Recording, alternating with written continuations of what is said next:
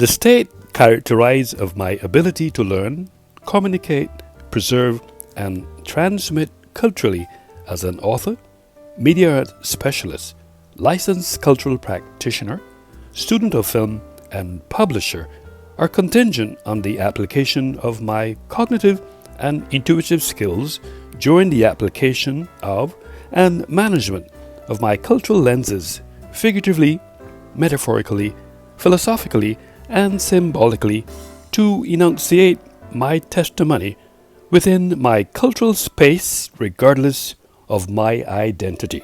In light of the aforesaid confession, hence the rationale for such a declaration becomes the detailed focus of this discussion, which intuitively evokes analysis as a result of detail framed via my cultural lenses. These elements are considered as vehicles applied to stir up my intellectual consciousness to the extent that I was inspired to posit the abstract phrase cultural lenses. Since the abstract phrase cultural lenses seems plausible, relevant, and adds value to this conversation, presumably it is logical that the same encompasses language, religion, cuisine, social habits, music, arts, and respond to change. Therefore, in all probability, from my field of view, this thought-provoking discourse allows me to share, regardless of my cultural prisms, by way of my lenses. The idea is that reflects a standardization of cultural expressions globally to be flexible in my fieldwork, at the same time spending an extended period of time examining the location via conversations with people who reside at the said locale and analysis of artifact landmarks captured through my lenses in the said area. Plausibly may be construed or implied to some extent the behavior associated with cultural social anthropologists. All things being considered in concert with my line of reasoning as an author, student of film, licensed cultural practitioner, and publisher, I concur with Iceland Aurora's sentiments that imagery, mostly photography, is an important part of communication in this post-modernity period. Hence, such reasoning justifies my actions in utilizing my cultural practitioner lenses metaphorically, since they focus light on culture, which helps form images in one instance. On the other hand, pragmatically, utilizing my student of film lenses to capture images to communicate the art, application, and practice of creating durable images by recording light, either electronically by means of an image sensor or chemically by means of a light-sensitive material such as photographic film. However, in the scheme of things, I will not conflate the issue, but metaphorically and pragmatically utilize both lenses to focus on the fact that the light reflected or emitted from the objects in this context is also applied symbolically. Now that I have established context and philosophized the abstract phrase cultural lenses, contextually speaking, people function as conduits by being transmissive, focusing, and or disperses their ideology, which are a set of beliefs, doctrines that back a certain social institution or a particular organization.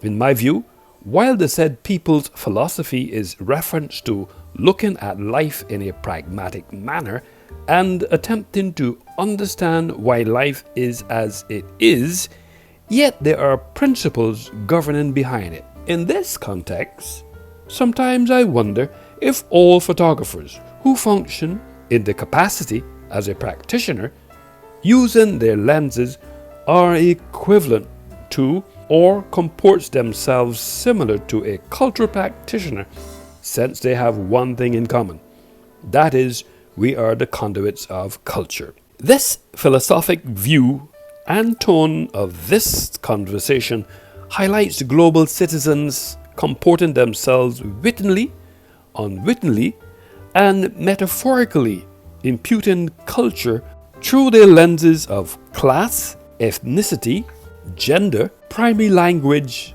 race, and religion.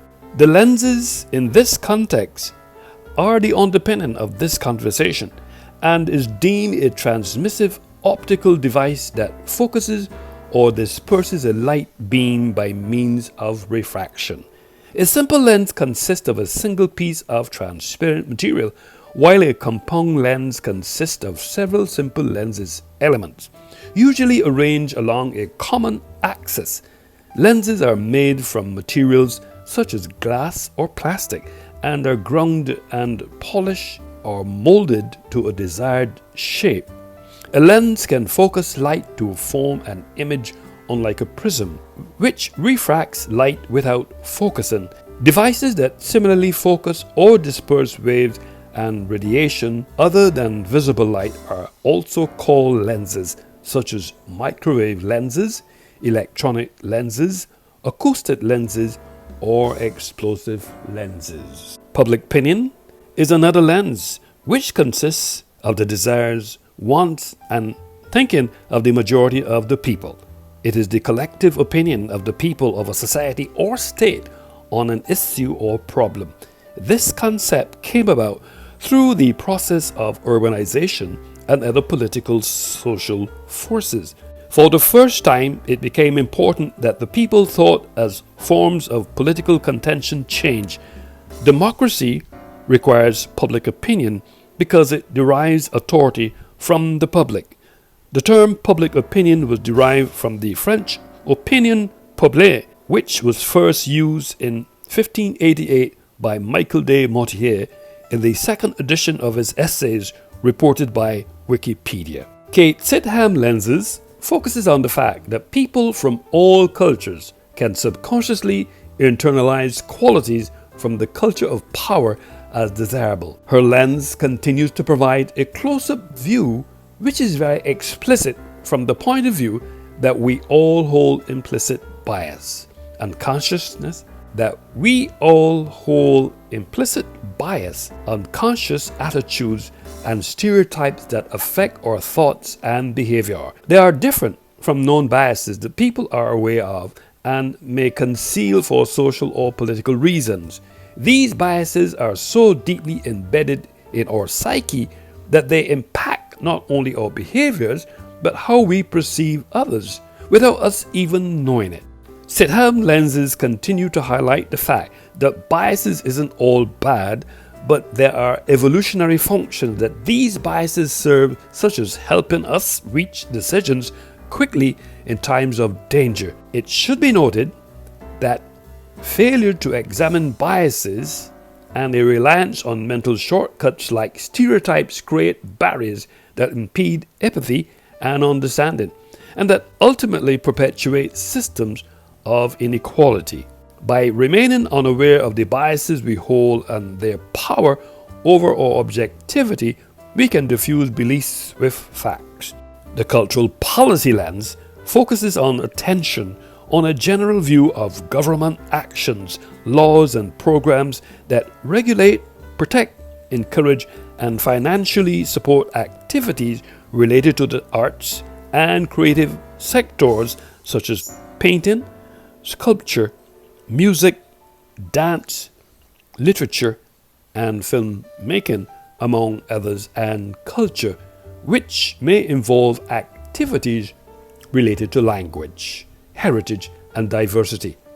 The idea of cultural policy was developed at UNESCO in the 1960s. Generally, this involves governments setting into place processes, legal classifications, regulations, legislation, and institutions, for example, galleries, museums, libraries, opera houses, etc., which promote and facilitate cultural diversity and creative expressions in a range of art forms and creative activities. The cultural policy lenses vary from one country to another, but generally they aim to improve the accessibility of arts and creative activities. In some countries, especially since the 1970s, there is an emphasis on supporting the culture of indigenous peoples and marginalized communities and ensuring that cultural industries are representative of a country's diverse cultural heritage and ethnic and linguistic demographics. The lens of cultural identity highlights the various modern cultural studies and social theories have investigated cultural identity and understanding. In recent decades, a new form of identification has emerged which breaks down the understanding of the individual as a coherent whole subject into a collection of various cultural identifiers. These cultural identifiers may be the result of various conditions, including location, gender, race, history, language, sexuality, religious beliefs, ethnicity, aesthetics, and even food.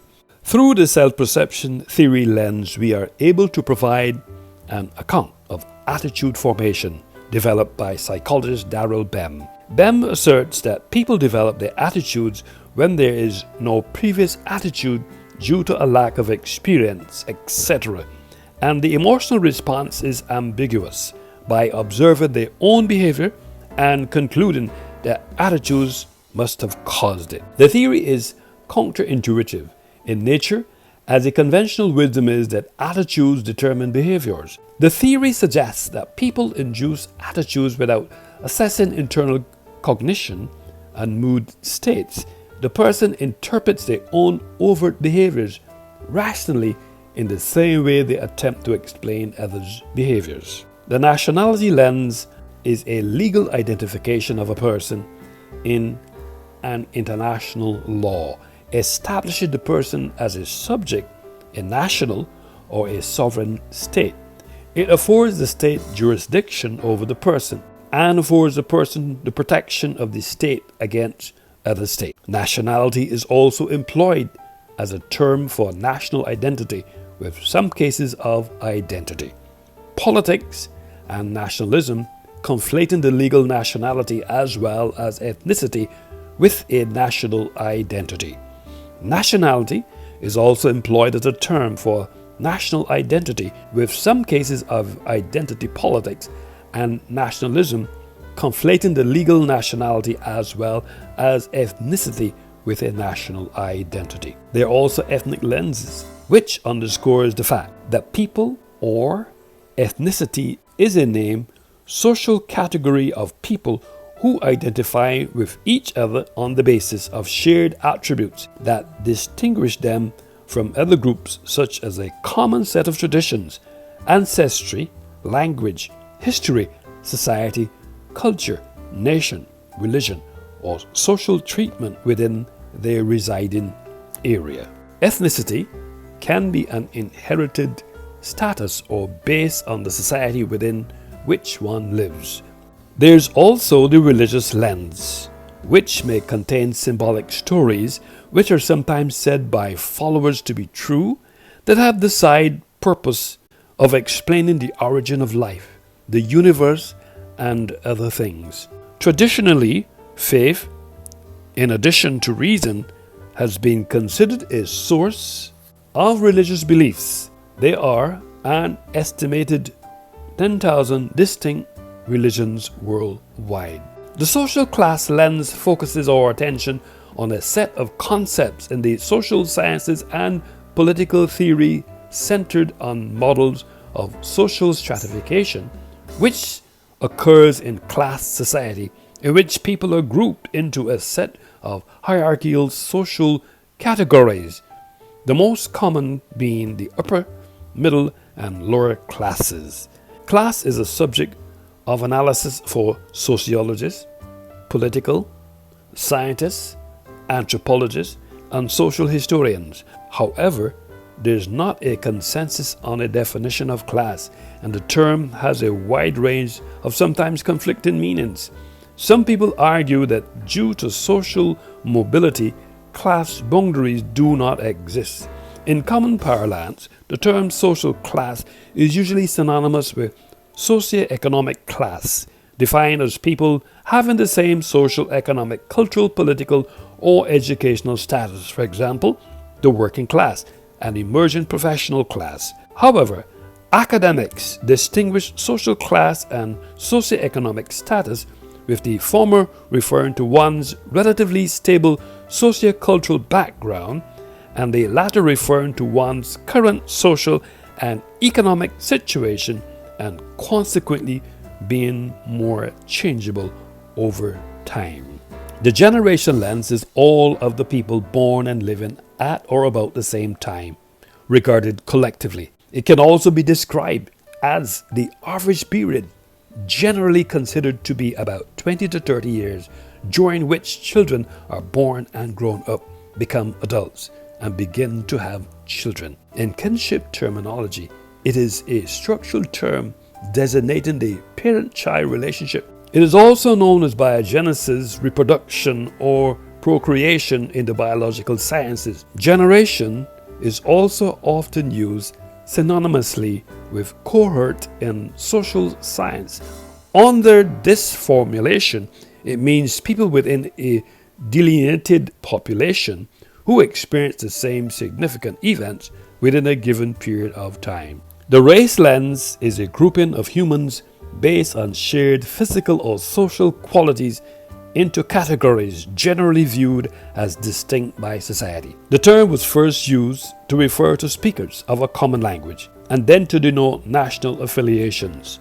By the 17th century, began to refer to physical traits. Modern scholarship regards race as a social construct, an identity, which is a sign based on rules made by society. While partially based on physical similarities within groups, race does not have an inherent physical or biological meaning. The race lens zooms in on the fact that there is a concept of three races, namely Caucasoid, Mongoloid, and Negroid, originally named Ethiopian. Today, scientists consider such biological essentialism obsolete and generally discourage racial explanations for collective differentiation in both physical and behavioral traits. Now that I have contextualized and deconstructed the posited abstract phrase cultural lenses within an established context, metaphorically, symbolically, and philosophically speaking, people function as conduits by being transmissive, focusing and or disperses their ideology, which are a set of beliefs and doctrines that back a certain social institution or a particular organization. In my field of view as an author, student of film, licensed cultural practitioner, and publisher, it should be noted that while the said people's philosophy refers to looking at life in a pragmatic manner and attempting to understand why life is as it is and the principles governing behind it, this philosophic conversation is about cultural lenses through the lenses of class, ethnicity, gender, primary language, race, and religion, was framed in 13 chapters and captured in ISBN 978-976-9653122.